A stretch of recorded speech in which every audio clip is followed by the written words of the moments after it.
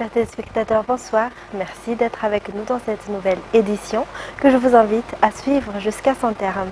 À la une de l'actualité, la ministre de la Justice a effectué une descente à Mrundave vendredi dernier, capitale de la région de Ménabé.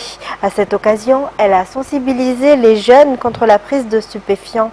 Elle a également doté de matériel le tribunal et promis une formation pour les détenus de la prison de Mrundave.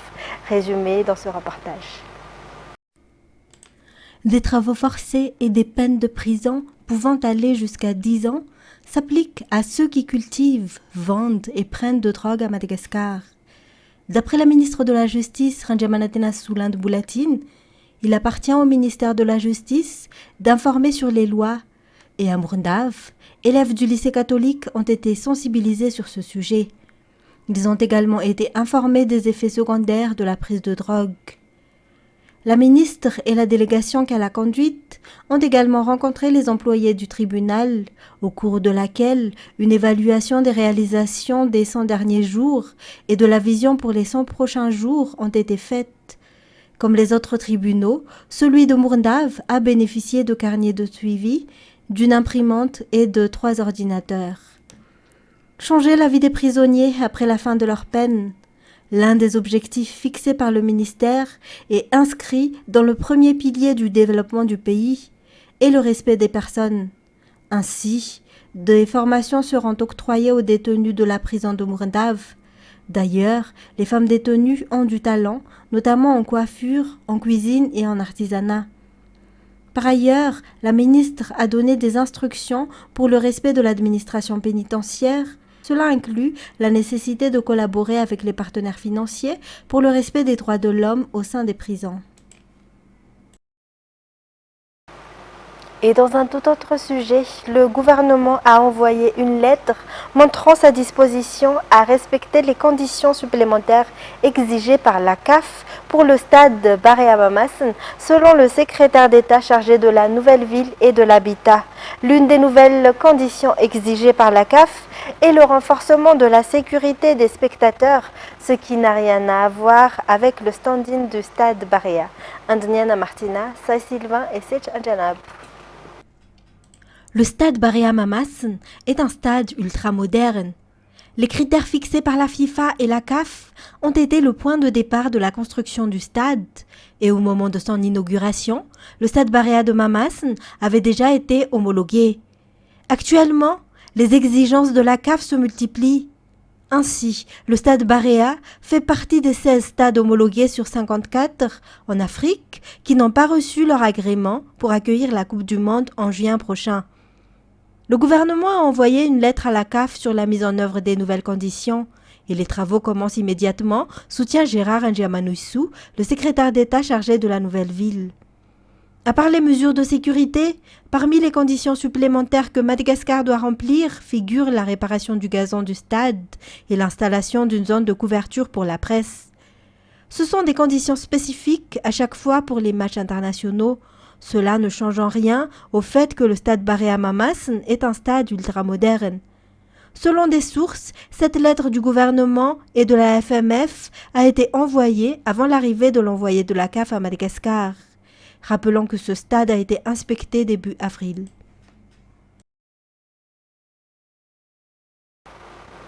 Et les véhicules électriques gagnent en popularité à Madagascar, comme on a pu le voir au Azuvatu, Forelo, Tanzumbatu. Le développement du monde des transports est également perceptible selon les informations, car en plus de couvrir l'économie et les déplacements, les véhicules électriques sont également bénéfiques pour la santé.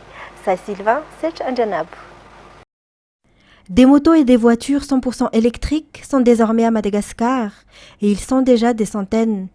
C'est en 2022 que les véhicules électriques ont commencé à entrer dans notre pays. Et lors du Salon international du transport et de la logistique et de la manutention qui s'est tenu au Asvat Forelo Tanzumbatu, ils ont bénéficié d'une place particulière car elle contribue à la protection de l'environnement.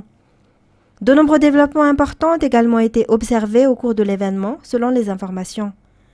Le Salon international du transport, où les entreprises ont pu présenter tous leurs produits et services, C'est également une plateforme permettant au gouvernement de rencontrer le secteur privé, mais c'était surtout l'occasion de promouvoir le monde du transport à travers des conférences-débats.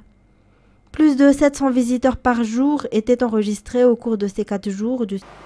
Côté santé à présent, les établissements de soins primaires sont encore confrontés à de nombreux problèmes, en particulier dans les endroits éloignés et difficiles d'accès, selon la plateforme de société civile INA. L'une des insuffisances évidentes concerne les ressources humaines et matérielles, ce qui crée des obstacles à la mise en œuvre de la politique gouvernementale, selon les explications. Cette plateforme de société civile propose ainsi d'augmenter le budget alloué au secteur santé. Andnena Martina, Nzaranjiansu. Certaines cliniques situées en zone rurale, dans des zones reculées et isolées, sont actuellement confrontées à des insuffisances de ressources humaines. Des recrutements de médecins et d'infirmières ont été effectués par le gouvernement central dans ces lieux, mais certains d'entre eux sont aux abonnés absents, ce qui entraîne un énorme déficit. De plus, les services offerts ne répondent pas aux besoins de la population. De nombreuses informations y sont véhiculées, mais elles ne passent pas car elles sont en français, déplore la société civile INA. Cela a un impact énorme sur la population, notamment en matière de lutte contre l'insécurité alimentaire. Face à cela, ce groupe de société civile a recommandé que le budget alloué au secteur de la santé soit augmenté, ce qui représente encore 8% aujourd'hui. La présentation de l'enquête menée par IN concernant les offres dans les hôpitaux publics s'est tenue vendredi dernier. Et puis, de nombreux étudiants de la région de Mangour ont éprouvé des difficultés à trouver une filière pour laquelle opter après l'obtention de leur baccalauréat. Pour pallier cette situation, l'université de Tuamasin, en collaboration avec la société d'État Analamang, a mis en place depuis 3 ans la filière anthropologie, médecine, environnement et économie agroforestière. Les filières anthropologie-médecine, environnement, droit et économie agroforestière sont enseignés au sein de l'université de Muramang. À cet effet, un accord de coopération a été signé entre la commune d'Ambouibar, représentée par le PDS, et le directeur de l'université. Une partie de la politique gouvernementale établie par le président Ajrazouel est la répartition des universités dans la région. C'est pourquoi le représentant du ministre est venu sur place pour ouvrir officiellement cette direction universitaire à Muramang. Selon le représentant de la société Fanalamang, cette dernière poursuivra le financement de l'université. Cela fait d'ailleurs partie de leur engagement en matière de RSE. Au cours de la cérémonie solennelle qui s'est déroulée au bâtiment de la communication et de la culture, tous ont déclaré leur volonté à soutenir cette université de Muramang. Côté sport, le niveau technique des karatékas malgaches est de plus en plus élevé actuellement. L'un des objectifs fixés par la Fédération malgache de karaté est de se conformer aux standards internationaux. C'est pourquoi les cours dispensés par les clubs, comme le Makawa, s'y conforment également. Andniana Martina, Nzaranjiansu. Makawa est l'un des clubs ayant un bon niveau et parmi les plus populaires de Madagascar. Il a été créé il y a 30 ans et son objectif n'a pas changé, augmenter la performance au niveau national, mais surtout au niveau international. Aujourd'hui, cette bataille est aussi pédagogique, mais pas seulement une compétition. La compétition la plus proche sur laquelle les pratiquants de karaté se concentreront en ce moment est le championnat de la zone orientale de l'Afrique qui se tiendra du 6 au 9 juin. 9 karatékas représenteront le club Makawa. Ce club forme environ 300 karatékas en Tanarive, Mahins et en Ndouzourbe. Dans les actualités internationales, le corps des gardiens de la Révolution, l'armée idéologique de la République islamique d'Iran, a lancé dans la nuit de samedi à dimanche une vaste attaque de drones et de missiles vers l'Israël, a annoncé la télévision d'État. Dans le même temps, les alliés de l'Iran, le Hezbollah libanais et les rebelles yéménites Houthis ont mené des attaques anti-israéliennes. France 24. Alors, selon les gardiens de la Révolution, il y a donc des dizaines de drones qui ont été lancés contre Israël, mais aussi des missiles balistiques de précision. Selon les médias iraniens, il y a eu plusieurs vagues de drones qui ont été lancés depuis maintenant 2 ou 3 heures, des drones qui ont mis du temps pour arriver jusqu'au territoire israélien. On parle de plusieurs centaines de drones, entre 400 et 500 drones, et de nombreux missiles balistiques de précision qui ont été lancés ensuite dans une seconde vague, pour frapper différentes cibles en territoire israélien. Dans le même temps, il y a aussi des alliés de Téhéran dans la région, notamment le Hezbollah libanais, les milices chiites irakiennes ou les Houthis au Yémen, qui ont également lancé, donc après le coup d'envoi par l'Iran, également lancé des drones, mais aussi des missiles, notamment le Hezbollah libanais ou les milices chiites irakiennes ont lancé des missiles contre Israël. Donc c'est une attaque d'envergure qui a été organisée à la fois par Téhéran, mais aussi ses alliés dans la région contre l'État hébreu. Face à ces attaques, les États-Unis se tiendront du côté du peuple israélien face à l'attaque de l'Iran, avait prévenu le président Joe Biden. France 24.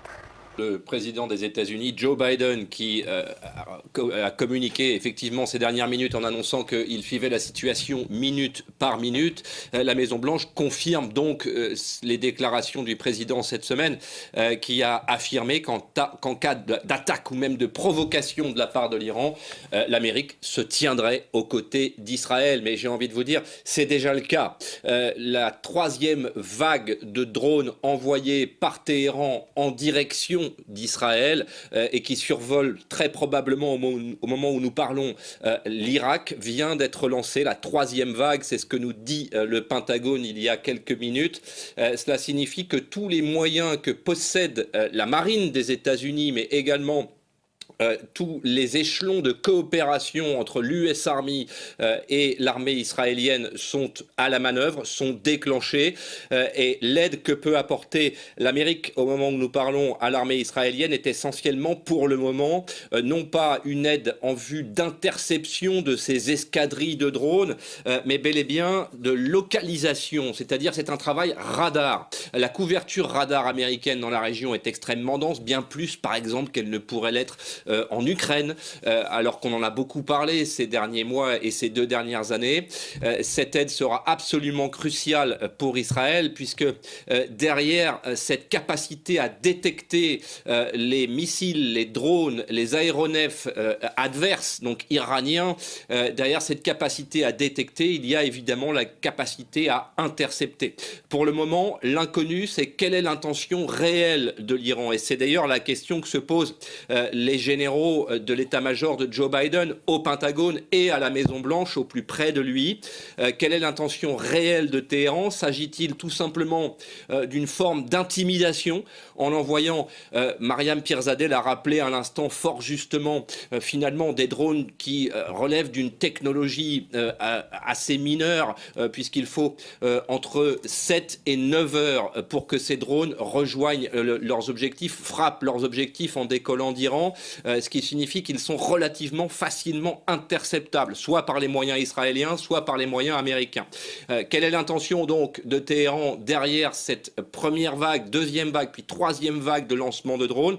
Est-ce qu'il s'agit de déclencher l'alerte en Israël, ou est-ce que ces drones vont masquer une offensive plus dangereuse, plus lourde, avec des missiles balistiques, voire des missiles de croisière d'abord, puis des missiles balistiques qui, eux, frapperaient leurs objectifs en beaucoup moins de temps.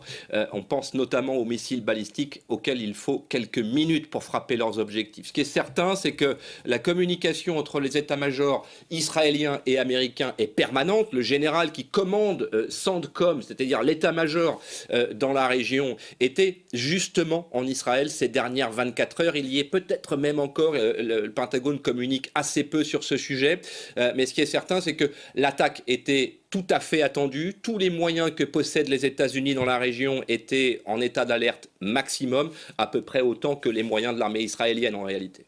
Au regard de ce que nous venons de dire, les moyens militaires américains dans la région sont entièrement mobilisés. De là à ce que les États-Unis ripostent à la place d'Israël ou en renfort d'Israël, il est beaucoup trop tôt pour le dire. D'abord, ce qu'il faut observer, c'est l'impact que cette attaque va avoir sur le territoire israélien. Au moment où nous parlons, et il est essentiel de le rappeler, aucun système d'armes n'a frappé le territoire israélien réellement. Il est probable que cette attaque de drone soit finalement interceptée par tous les moyens d'interception qui existent dans la région et qui sont mis à la disposition de l'État d'Israël. Cela inclut évidemment les moyens d'interception américains, mais pas seulement.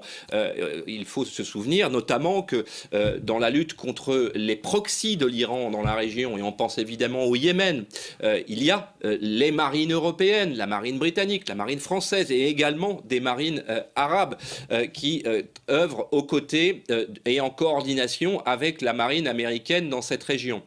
Tous ces bâtiments ont des moyens d'interception, sont capables de contribuer à la protection de l'État d'Israël. Si le sol israélien, si la population israélienne, et on parle quand même d'un azimut qui est pointé vers Tel Aviv. C'est une information importante que nous donne le Pentagone, encore une fois, il y a quelques minutes. Entendez par azimut la direction, hein. C'est bien la trajectoire que suivent les drones.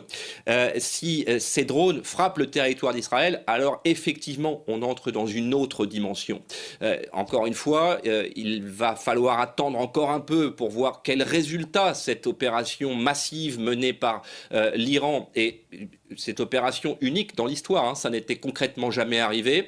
Il va falloir voir l'impact que cela aura réellement au sol, quels dégâts cela va produire, et c'est certainement ce qui va conditionner la réaction américaine et notamment l'entrée directe des États-Unis dans cette guerre aux côtés d'Israël, puisque c'est la promesse largement formulée par Joe Biden il y a encore quelques jours.